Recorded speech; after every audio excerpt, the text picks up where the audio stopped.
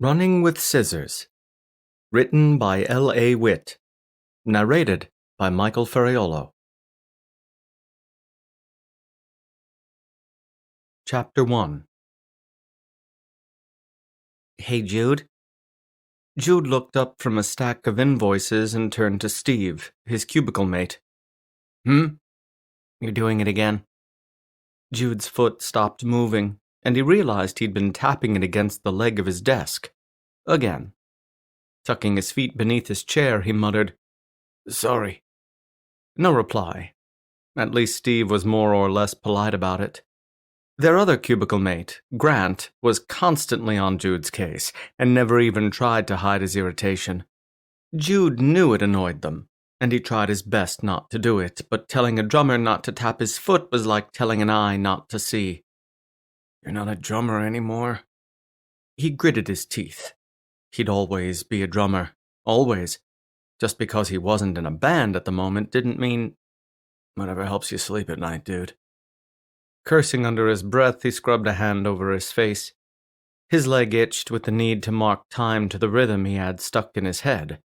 He couldn't listen to the radio, couldn't wear headphones, couldn't tap his foot, couldn't fucking concentrate. "Jude?" Steve sounded concerned this time. "You okay?" Grant muttered something. Jude didn't catch it, but he recognized the tone and glanced at his own fingers, which were tapping beside his keyboard. Fuck. "I'll be right back." He snatched his phone off the desk and left. Head down, heart thumping, he hurried through the maze of cubicles. His cigarettes and lighter were already in his hand. He didn't even remember pulling them out of his pocket, but whatever. As the door to the communal patio came into view, he put a cigarette between his lips. He sensed one of the receptionists glaring at him. "It's not even lit, for God's sake," but kept his gaze fixed on the door in front of him. And finally, he was there. He pushed it open with his hip, and before he'd even stepped all the way out into the SoCal heat, he'd cupped a hand around the end of his cigarette and flicked the lighter. One drag brought his pulse back down. The second stilled his hands. Sort of. His fingers might as well have had a mind of their own, and were tapping out the bass line of a song he'd heard this morning on the radio. That tapping, much like the nicotine easing its way into his system, settled him, centered him, and naturally drove his co-workers insane. Holding his cigarette between two fingers, he rubbed his forehead with the heel of his hand. He'd long ago given up telling himself he was just having a bad day. If that were the case, he wouldn't be out here every fucking afternoon smoking 2 or 3 cigarettes in a row just to keep himself sane until 5 o'clock. And there wouldn't be 2 more in the car. 3, if traffic was exceptionally bad, even by Los Angeles standards. At least in the car, he'd have music. The radio worked, and he had his iPod as backup. He'd be able to get the beat out of his system on the steering wheel because there'd be no one around to get on his case about it. He lowered his hand and glared at the cigarette. His mom kept telling him these things would kill him sooner or later. After a year and a half behind a desk in a cramped cubicle, he was pretty sure the job would do him in well before the smokes did. "It's your own fault you're here." Jude swore under his breath. Then he took another long drag and held it for a moment as he gazed out at the hazy LA skyline. Every day it was the same shit. He worked until he couldn't anymore. Then he made his escape to this patio, and smoked, and kicked himself for being here in the first place. This job was hell.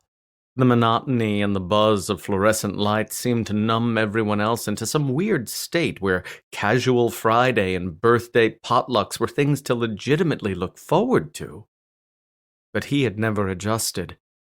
Day by day, he grew surer that he never would. "I could be on the road with them right now."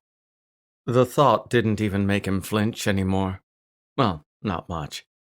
Okay, not as bad as it had when he'd first found out the band was going on tour. 6 months. If he could have just hung on for 6 more goddamned months, he'd have been there when the record company offered them a deal.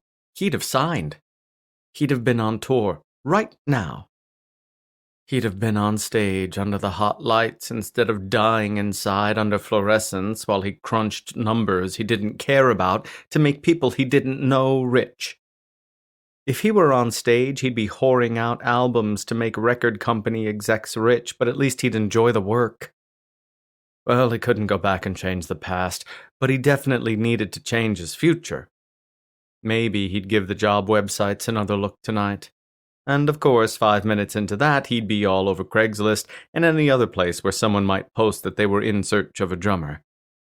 Even if it was just a part-time gig where they played twice a month in shithole bars for less than gas money. And he had to come into the office every morning with his ears ringing and his shoulders aching. That would be better than what he was doing now. But nobody was looking for a drummer these days. Not many were looking for twitchy idiots to work in accounts receivable either. But that was worth a look, too, unless he wanted to spend a decade or two trying not to disturb Steve and Grant. All because he'd quit the band like a fucking idiot. Not that he'd had much choice by that point, especially since the circumstances that had driven him out of Running with Scissors were, at least in part, his own fucking fault. Well, you made your bed. Now go back in there and lie in it. He crushed his cigarette beneath his heel, tossed the butt into the ash can, and went back inside. 2 hours, and too many cigarettes after 5, Jude keyed himself into his second-floor apartment. The place was quiet, thank God. None of his roommates were due home any time soon. He tossed his keys on the counter and shot the sink a glare. It was Tim's turn to wash dishes, and there were still plates and cups in there from Gordy's turn 2 nights ago. Jude rolled his eyes. Something told him if it didn't get done tonight, he'd be washing it all tomorrow when it was his turn. Tim would be too tired or too stoned later, and he'd forget like he always did. Jude looked under the sink for detergent and a serviceable sponge. He'd need to make a run to the grocery store before too long, but he could get the job done for now. He went to work on the dishes and promised himself an evening of binge-watching Game of Thrones on his laptop. He needed the relaxation and the distraction. From his job, from the band out there on tour without him, from the roommates who couldn't seem to remember when it was their turn to do chores. At least they managed to pay their portions of the rent on time, usually.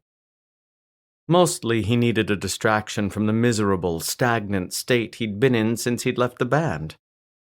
After he relaxed a bit, then he'd start looking at new jobs, and then, of course, he'd depress himself with how few options he had. And he'd be back in the tire-spinning cycle of needing to change something, and having no idea where to start.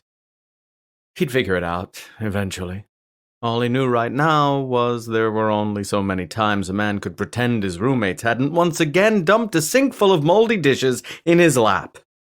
After he'd spent a day walking on eggshells for some jackass in a cubicle before something had to give. Sighing, he put a plate into the drying rack. There were also only so many times he could tell himself he needed to change things before he had to actually, change something. Once he'd finished with the dishes, he smoked another cigarette on the balcony, and then went into his bedroom. With his laptop on his knee, he lounged on the bed and pulled up Game of Thrones. He'd fallen almost a season behind, so he clicked on the first unwatched episode and his cell phone startled the shit out of him. Especially since it was his generic ringtone, the one that only went off when it was someone who wasn't in his contact list. He picked it up and eyed the screen. Though there was no name, something about the sequence of numbers seemed familiar. If memory served, that was... No, it couldn't be. Could it? He accepted the call. Hello? Jude, thank God, it's Christy. Hey, He hadn't heard the band manager's voice since the day she'd tried to stop him from quitting, and the last thing she'd said to him had involved the words fucking and idiot. He cleared his throat. Long time no talk. Too long, honey. She paused. Listen, I'm gonna keep this short. The band needs you. A cough of laughter burst out of him. What? She sighed. Wyatt quit tonight. Just walked out. Jude's lips parted. What? What happened? Let's just say you and he apparently have the same taste in men, she growled. Jesus. He rubbed his eyes. Hadn't Wyatt learned anything from him and Connor? They'd fought, more often than not, and spent most of their stupidly volatile relationship on the brink of a catastrophic breakup. As friends, they'd been fine. As boyfriends, an utter disaster. And Wyatt had watched the whole thing. Jude exhaled and shrugged for no one's benefit but his own. Okay, so why are you calling me? I don't know any bass players anymore. You are a bass player. He blinked. I'm a drummer, remember? But you play bass. I've heard you, sweetheart. He glanced skyward and bit back a groan. Okay, fine. But I haven't picked up a bass in forever. You haven't played the drums in forever either, but I'm pretty sure you could fill in there if we needed you to. Touché. He swallowed. Do you need me to fill in on the drums? No, the guy who took your place is... She hesitated. What we need is a bass player. Why me? Because the band's got a lot of back-to-back shows coming up. The desperation in her voice was suddenly palpable, thrumming down the line and into his ear like an off-key chord. We don't have time to audition anyone, and even if we did, there's no way they could learn the music that fast. You know it. You might be rusty, but you know the music. I don't know any of the new stuff. The band can play all old school for a few sets if they have to, but we need a bassist or the band is fucked. Jude gnawed his lip. The band's music leaned hard on the rhythm section. The bass line wasn't as in-your-face as the guitar or the vocalists, but if it was absent, the whole thing fell apart just as it would without the drums. He swallowed. I have a job now, Chris. It's not like I can just drop everything and go on tour. Yeah? How's that job working out for you? He flinched, and before he even realized it, he'd picked up his cigarettes off the nightstand. That's what I thought. Honey, I know you, and I never believed for a second you'd be happy doing the 9-to-5 thing. Jude gnawed his lip. She was right, wasn't she? And how many months had he spent agonizing over how to unfuck his life? He was out of vacation days, but he could always take a leave of absence, or hell, quit. His job was miserable anyway, and it didn't pay enough to keep him afloat for much longer. It'd be just his luck that his landlord would raise his rent again and he'd have to move back in with his folks or something. Awesome. He looked around his shithole bedroom. A mattress on the floor, second-hand IKEA furniture on its last legs, bare walls with water stains to match the ones on the ceiling. So, she prodded, are you in? Well, are you? What did he have to lose? Well, for starters, Jude swept his tongue across his dry lips. What about Connor?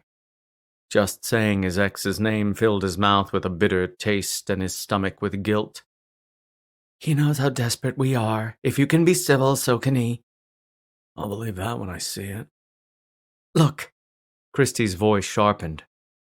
I'm going to tell you the same thing I've been telling him. Get along with each other, keep your dicks out of the other band members, and we won't have drama. It's that simple. The second part of that was simple. The first part, not so much. But would restraining himself from choking his ex be worse than dealing with the shithole apartment and miserable job? Hadn't he been telling himself for months he'd rather put up with Connor's crap and his own conscience than work another day at that desk in a box? This was the opportunity he needed. He'd been an idiot to walk away from the band. How big an idiot would he have to be to pass up this chance? There's one problem, though. I can't just take that much time off from work. He swallowed. If I'm going to do this, it can't be halfway. Either I'm in or I'm not. So what? You want to rejoin the band permanently? Or at least longer term than a few shows. I can't afford to lose my job for that. Christie didn't speak for a moment. And if I can bring you on board for, say, the rest of this tour, the next album, and the headlining tour? Well, that would give him a good year and a half, before he'd have to start polishing up his resume again. Do you think the band would go for that? They're in a panic like you wouldn't believe over losing Wyatt. I'm pretty sure they'll go for having a semi-permanent bassist. In theory. But after the way things ended with, nobody has the luxury of being picky right now. They've got a lot riding on this, so if there's a solution, especially one that could be more than a Band-Aid solution, they'll roll with it if they know what's good for them. True. He knew damn well he should sleep on it, think about it, really grill himself over it, but what was the point? He'd been hoping for something like this for too long to think twice. He closed his eyes and blew out a breath. Okay. If they'll agree to keep me on through the next tour, I'm in. Oh my God. Christy released a long breath. Thank you so much. You have no idea how much you're saving our asses. Don't mention it. There is one other thing, though. Oh, of course there was. Yeah? We need you back, but... She fell silent for several seconds. Keeping you on for the next tour and everything? I'm sure I don't have to spell out for you that part of the arrangement is contingent on everyone behaving. He glared up at the ceiling. I assume everyone means me in this context? Yes, oh, don't get me wrong, sweetheart. I'm grateful, and the band will be too, but after last time... He cringed, guilt pressing down on his shoulders. Yeah, I follow. I'll stay out of Connor's way if he'll... Perfect. I'll make sure he toes the line, too. Good luck with that. Where are you guys now? Some godforsaken town in the bumfuck Egypt Midwest. She paused. I'll text you with our stops. They're not performing again until we get to Des Moines, and that's on Wednesday. Jude coughed. You're aware that today's Monday, right? Uh-huh. And are you expecting me to be on stage in Des Moines on Wednesday? Christy, they're the opening act. So they can afford to bail on one show, maybe the one in Omaha the next night. But more than 2 in a row and we're fucked. The headliner's manager doesn't have a lot of patience, so I guarantee he'll be bringing in another opener if we bail more than twice. He swallowed. Where are you after Omaha? Denver on Saturday. Okay. His heart sped up and the cigarette pack crinkled between his twitchy fingers. I'll meet you guys in Omaha. That should give us some time to rehearse a bit. A tiny bit, not nearly enough. Jesus, what was he doing? You're a lifesaver, sweetie. I'll see what the band says, and assuming everything's a go, I'll book you a ticket and we'll see you in Nebraska. Yeah, see you in Nebraska. After they hung up, Jude collapsed back on his mattress. Panic and excitement mingled behind his ribs. Everything about this seemed reckless and stupid and... right. Like it was the first time he'd made the right decision since before he'd quit. After that, he'd had about a week of feeling like he'd done the right thing. After spending the next 18 months wallowing in regret. Maybe this would blow up in his face, maybe it wouldn't, but it was a change. At this point, he'd take any opportunity to get out of this bullshit rut he'd gotten himself into. Even if it meant being in close confines with the ex-boyfriend and band he'd screwed over. Chapter 2. AJ fidgeted in a chair beside the rickety table in the band's motel room, tapping out a nervous rhythm on the armrest. Everyone was wound up, waiting for Christy to come back in. Nobody in the group was thrilled about their manager's long shot of an idea, but without any better ideas, they all waited impatiently for the verdict. When the door opened, every member of Running with Scissors sat bolt upright. Christy stepped in from the motel's breezeway, cell phone in hand, and shut the door behind her. The band members exchanged glances. AJ's heart pounded. He was pretty sure he didn't hear anyone breathing, and he was holding his breath too. Well, Richie fidgeted against the headboard of one of the beds. What did he say? She exhaled hard. He's not in a good spot to drop everything and leave for a handful of shows. That prompted a few frustrated sighs and some whispered swearing. Someone thumped a fist on something. But, Christy held up a hand. and you all need to hear me out on this one. He is willing to come back for a semi-permanent position. Semi-permanent? Shiloh cocked her head. Meaning? Christy ticked the points off on her fingers. The duration of this tour, the upcoming album, and the headlining tour. After that, we'll have to play it by ear. Beside Richie, Connor muttered a few curses. Shiloh shot him a glare and then turned to Christy. He'd really come back for that long? Christy nodded. It's the only way he can justify leaving his job on short notice, and quite frankly, I can't blame him. Then maybe he doesn't want the opportunity after all, Connor said through his teeth. He did quit, remember? Christy narrowed her eyes. He did, and he also knows the music as well or better than anyone in this room. AJ's chest tightened. Jude's command of music was legendary, but AJ wasn't too sure he liked the idea of having him around, especially in the long term. It would be great for the band as a whole, of course, but not necessarily for him. Not that he, or the band, had any choice. So, Christy folded her arms loosely. What'll it be? Do I book him a ticket or do we keep looking? I say bring him back, Shiloh said. I know things are tough between Jude and Connor, and yeah, it was a dick move on Jude's part to leave like that, but let's face it, we'd be stupid to let him go again. What she said, Vanessa chimed in. Jude can eat shit and die for all I care about. We don't have a choice. We don't have to like it, and we don't have to like him, but we need the jerk. The rest of the band gave nods and murmured affirmatives, aside from Connor. He definitely wasn't thrilled. I don't believe this, he grumbled. He's the reason we almost didn't get signed. But you did get signed, Christy said in that tone that meant her patience was wearing thin.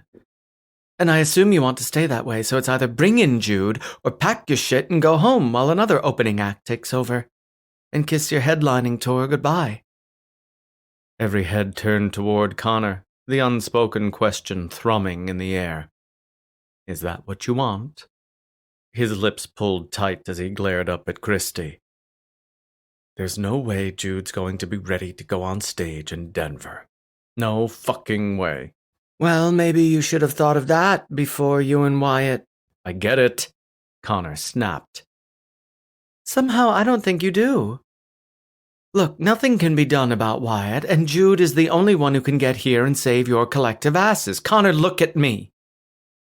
When he met her gaze, Christy said, Unless you want to go back to playing for double-digit crowds who just want to drink with a little background music, I would suggest you and Jude leave your bullshit in the past. Connor scowled. It is in the past. I'm over it.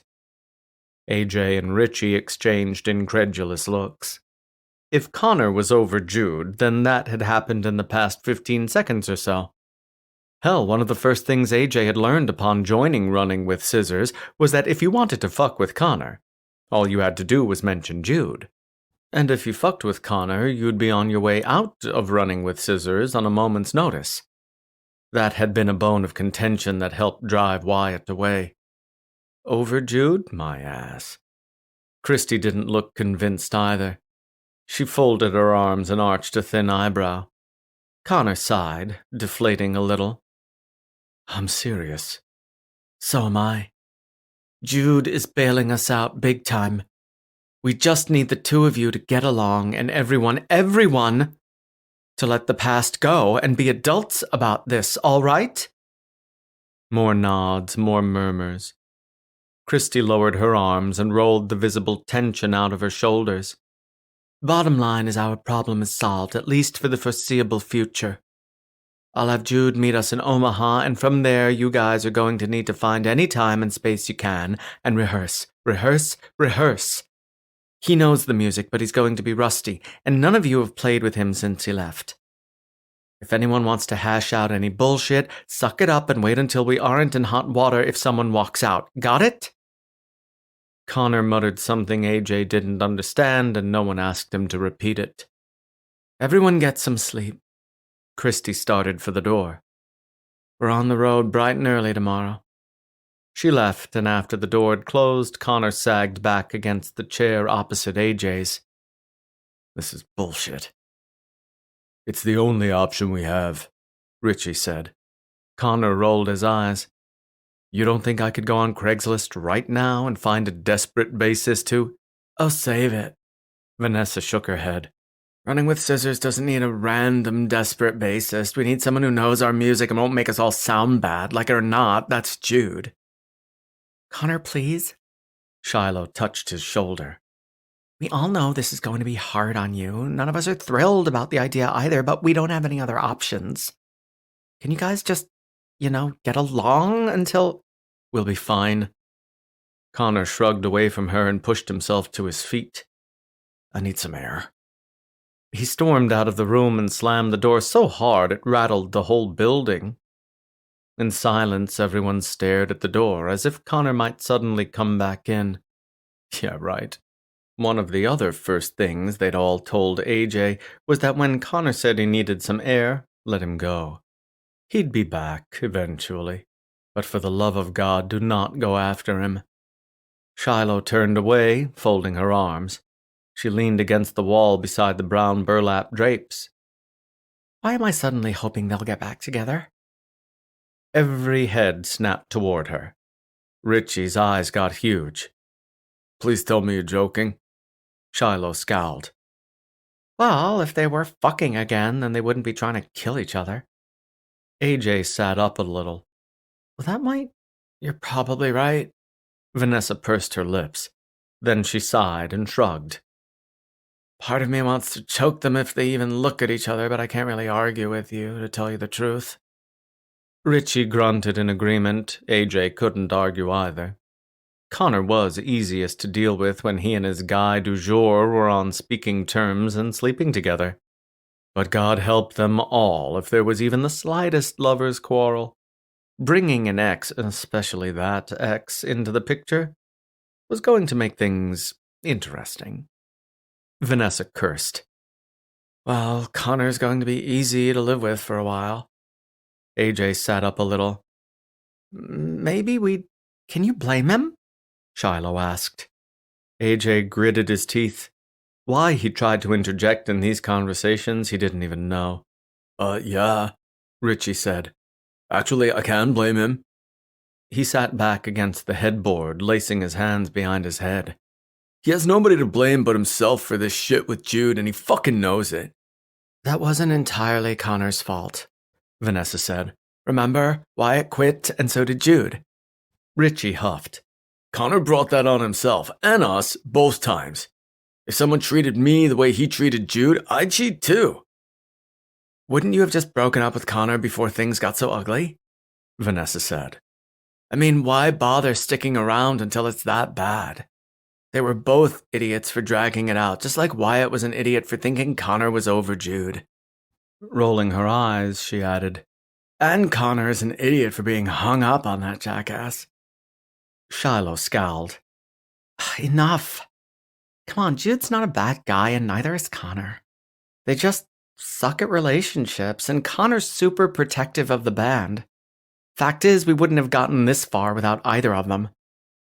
Yeah, they got us really far, Vanessa said.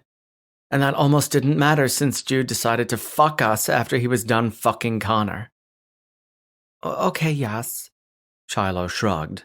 And Wyatt quit, so I'll smack him if I ever see him again, Vanessa said. But I have to work with Connor and now Jude too. I'm pissed at all of them, but those two are going to be here. True, Shiloh said. But the fact is, Jude's just here temporarily. It was his choice to do what he did, and he knew what was at stake. If he and Connor don't get along this time, we all know who's getting the boot. A murmur of reluctant agreement rippled through the group. Well, Vanessa stretched her arms as she stood. Christy's right. We're on the road early tomorrow. I'm going to call it a night. Shiloh nodded. Same here. Let's go. The girls left. Connor hadn't returned yet, so the tension in the room had eased, at least for the moment. Richie went out for a smoke, leaving AJ alone with his thoughts. AJ sat back and stared up at the ceiling. His fingers kept time with his heartbeat, tapping softly on his leg, and his other knee bounced as his heel tapped out the piece he'd been practicing earlier. Try as he might, he could not get comfortable. Even though the bassist crisis was averted and things weren't as up in the air as they'd been since Wyatt's departure, AJ didn't like this. He didn't like it at all. He'd been at the recent meetings where they'd all panicked over what to do now that Wyatt was gone. But he was fairly sure there'd been conversations behind closed doors, too. This group had been friends since they were kids, and Christy had been their manager since the band's early days. AJ had been part of the group for a year and a half, coming in on the heels of Jude's departure, but he still felt like an outsider. What if the band settled their drama and decided to keep Jude after all? And what if they decided he was better behind the drums than he was on the bass and decided to... Easy, AJ. He slowly released a breath. Jude was coming back temporarily. He wasn't going to replace AJ. He screwed them over. They're not going to boot me out and keep him. I hope. 3 days later, Running with Scissors arrived in Omaha.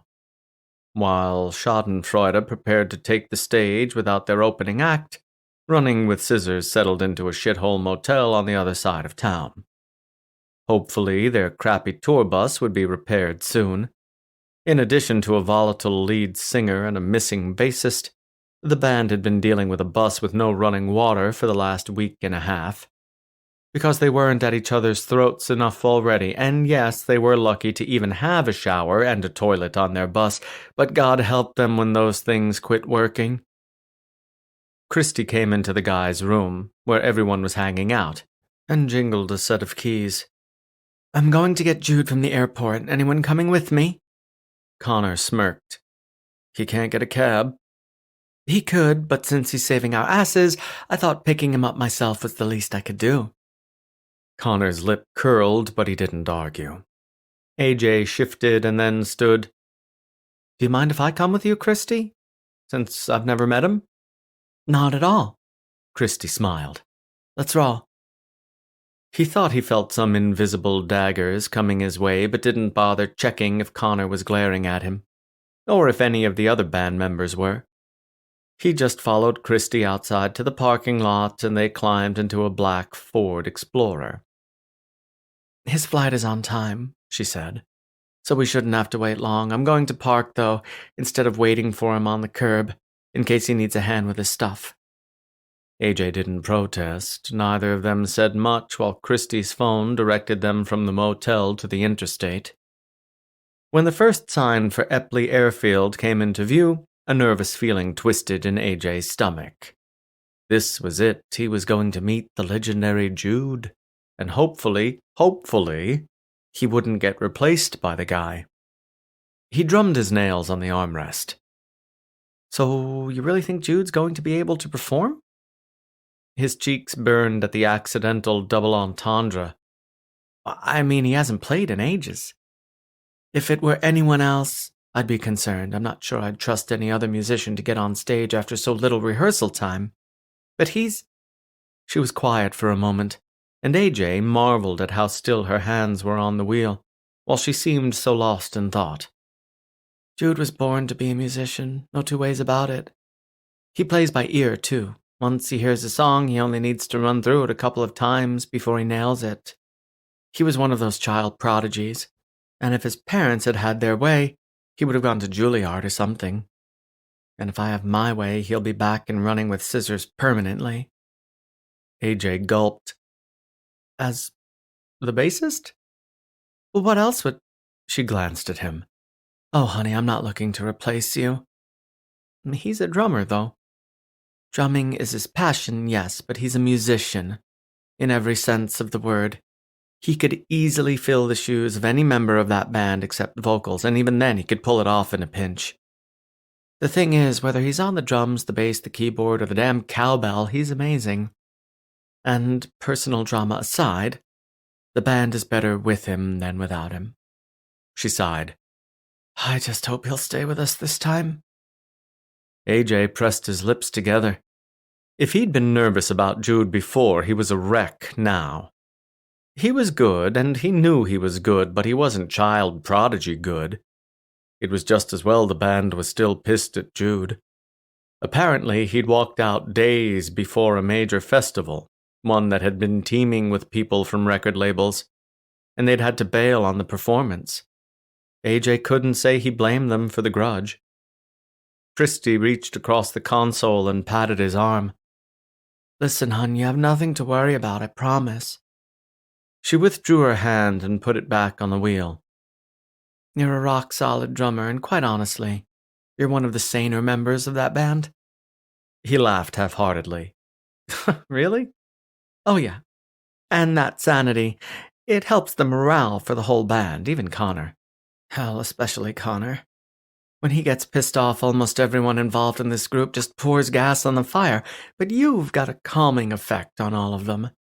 She glanced at him again. "I've seen you stop Shiloh and Vanessa from getting into catfights, and Richie's just mellower all around when you're there.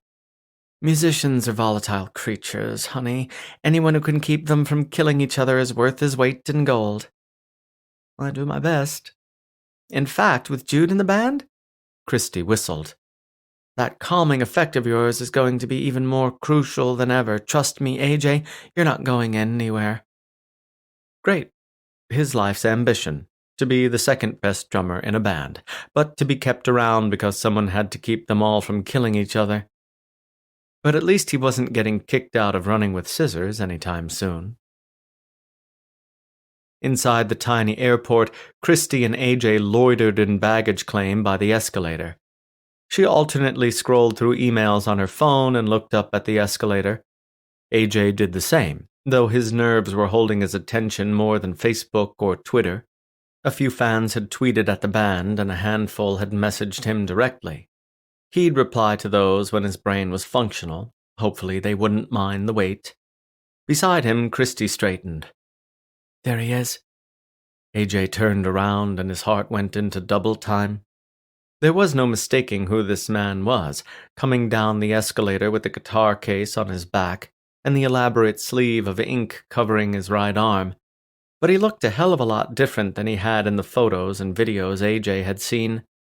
Either those images hadn't done Jude a bit of justice, or a year and a half had been enough for him to quantum leap from good-looking to holy shit. As the escalator brought Jude closer, AJ stared. Jude's nearly black hair was cut short now. Instead of hanging in sweaty strings over his face and falling over his shoulders, it was cropped, like he'd walked into a barber shop with a copy of GQ and said, "That's what I want."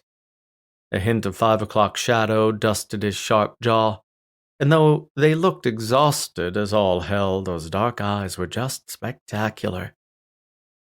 Jude must have seen Christy right then because a tired smile spread across his lips. A moment later, he stepped off the escalator, oblivious to the effect he was having on AJ's blood pressure, and embraced Christy.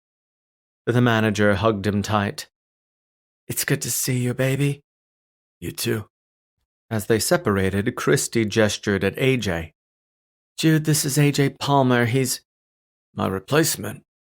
Jude studied AJ. His comment hadn't been laced with any malice, just an observation, it seemed. "Jude Colburn." "Well, I know." AJ extended his hand. "Good to meet you." "Likewise." Jude started to return the gesture, but hesitated. He glanced down, and AJ followed his gaze. At first, AJ's attention went to the elaborate tattoos going from beneath Jude's t-shirt sleeve to just below the heel of his hand. But then he realized what was making Jude hesitate. His fingers were wrapped in white tape. They'd even bled through in a few places. "Oh, shit." AJ withdrew the offer. "Don't worry about it. I understand." Jude smiled faintly. "Thanks. I've been, practicing. So..." "Good." Christy's lips quirked. "Are you going to be healed enough to play?" He shrugged. "I've played through worse."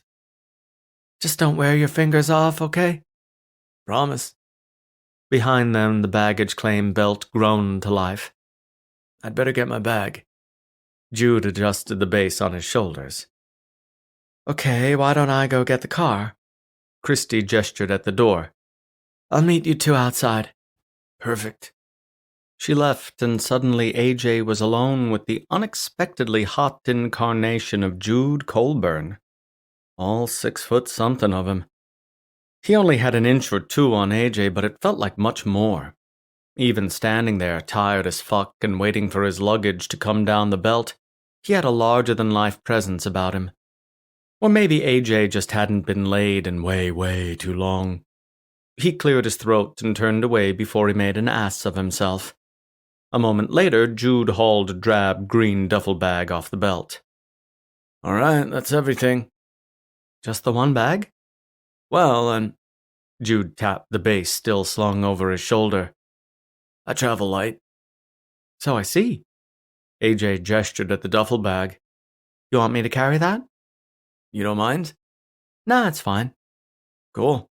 Jude handed it over. Thanks. Don't mention it. AJ returned the smile as he hoisted Jude's bag onto his shoulders.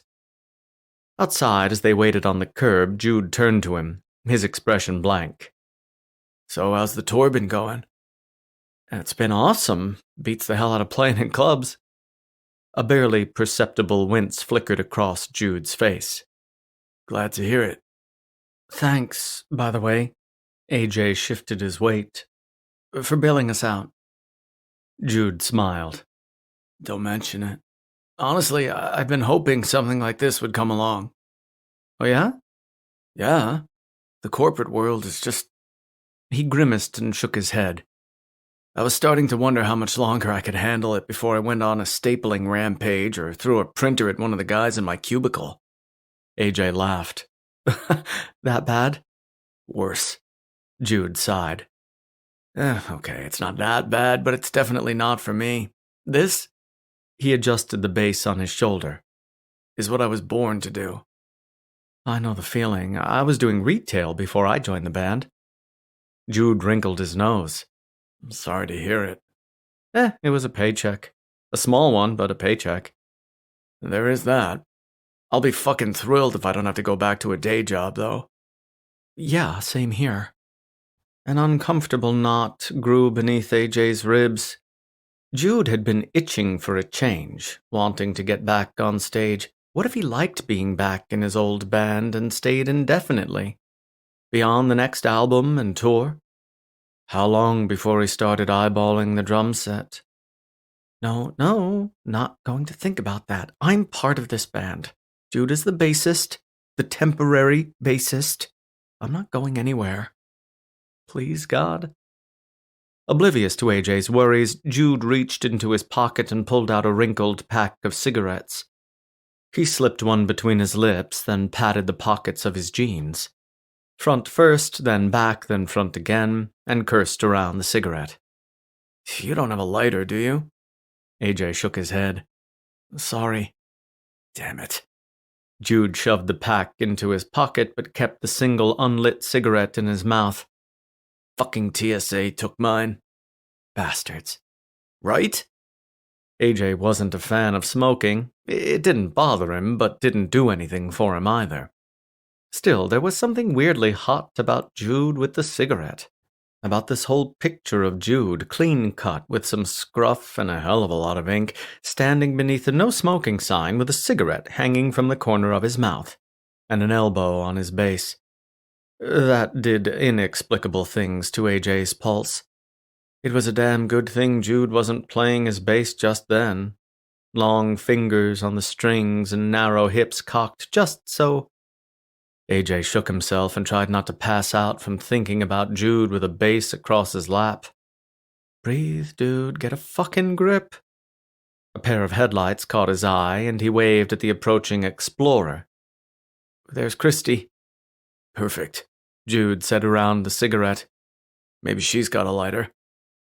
AJ had never seen Christy smoke, but she'd pulled stranger things from that giant handbag.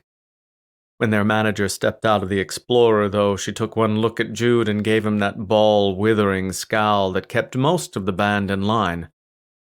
Jude Colburn, when did you take up smoking again? Jude smiled sheepishly, his cheeks coloring.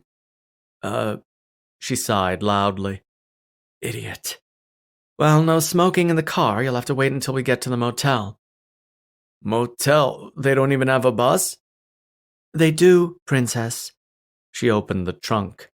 But we're stuck in motels until it's fixed. Joy. Jude hoisted his bag and base into the trunk. Hey, you've got nothing to complain about. She wagged a finger at him. The mechanics are working on the bus as we speak, so you only have to spend one night in a shitty motel.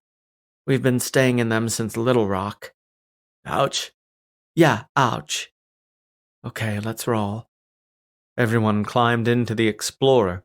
While Christy shifted gears, AJ settled into the back seat. As it happened, the seating arrangement gave him a perfect vantage point to surreptitiously check out Jude.